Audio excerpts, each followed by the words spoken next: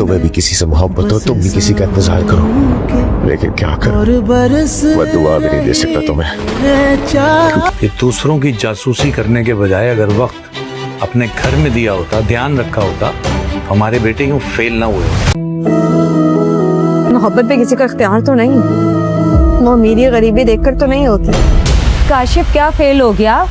आपके दिल में तो उनकी मोहब्बतें जाग उठी हैं।